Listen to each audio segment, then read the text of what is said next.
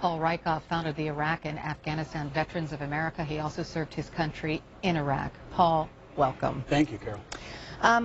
First of all, I want you to take a look at what happened when a military mom stood up at a Mike Pence rally and, kind of criticized Donald Trump for his attacks on the Khan family. Watch. Sure. My question for you, Mr. Pence, is time and time again, Trump has disrespected our nation's armed forces and veterans, and his disrespect for Mr. Khan and his family is just an example of that. Will there ever be a point in time when you're able to look at Trump in the eye and tell him enough is enough? It's okay. You have a son in the military. It's okay. How do you tolerate his disrespect? Well, I thank you for the question. Let me just say, first, I want to honor your son's service to the country and your family's service to the country. I truly do, man. Let me say, I know this has been much in the news of late, in the last few days. But as I said last night, as Donald Trump said Saturday night, Captain Khan is an American hero, and we honor him and honor his family as we do all Gold Star families. So as you watch what transpired there, what goes through your mind? Our organization is bipartisan.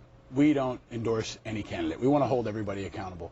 And our membership has been universally outraged by this entire thing. And I think what we know coming out of the military is leaders set what we call a command climate. You create the environment that your followers operate in. And this is the environment that has been created. If a military mother can stand up and be booed, it is outrageous. Mike Pence has to shut that down. Donald Trump has to shut that down. Hillary Clinton should do the same. This is not about partisanship. This is about honor. This is about integrity. And this is about respecting families that are enduring something that's unimaginable for most of the American public. And Mike Pence especially knows. His son is in the Marine Corps. Tim Kaine's son is in the Marine Corps. So we're going to look to them to be leaders, to set the right environment, set the right tone, and bring more light and less heat. That's what this country needs right now. There are many who are calling for Donald Trump to apologize for his attacks on the Khan family. Donald Trump's son Eric appeared on CBS's morning show this morning. He says his father has apologized, not by saying I'm sorry, but let's listen. They want an apology. Would your father be willing to apologize and move on? Well, I think that's a great question for him, and I think he has by calling them a hero. And in terms of the one question, whether you've made a sacrifice, I think my father has. No, that's certainly not the ultimate sacrifice. The ultimate sacrifice is a soldier dying for this nation and dying to protect the three of us. There's no question about it. Is it difficult for him to apologize, Eric, on anything? You know him probably better than anybody. My father's a fighter. My father's a fighter, and I think this country needs a fighter. And I think he was attacked the other day, and he was attacked viciously. And by the way, that's politics. You're going to get attacked. Was Donald Trump attacked viciously by the Khan family? Does it matter? I don't think there's any apologizing for this, right? There's no apologizing for his comments. There's no comments, and that's why the outrage has been universal. Republicans like John Kasich, organizations like the Gold Star Moms, like TAPS, like the Travis Manion Foundation, the outrage is universal.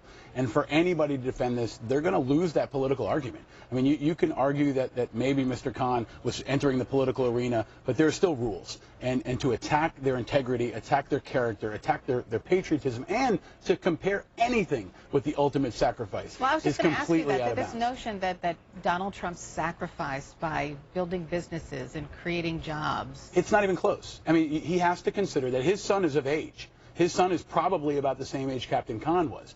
To imagine losing your son in combat is not comparable to anything on earth. It's called the ultimate sacrifice for a reason. And to question that or compare anything with that is exactly why you're seeing this kind of outrage. And Donald Trump's got a real mess on his hands. And he's got to find a way to dig himself out of it. And he can't just deflect, and he can't make excuses. This is crossing all partisan lines, and all of America is outraged. And it's becoming so politicized now because you have those family members who lost loved ones in the attack on the American consulate in Benghazi now coming out and saying that Hillary Clinton should apologize. Right. I want you to listen to what one of the mothers of those lost in Benghazi told Brooke Baldwin yesterday.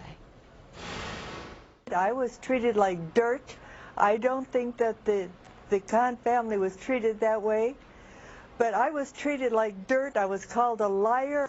Hillary promised she would get back to me and tell me what happened. I don't know why my son is dead. I don't know why he was there.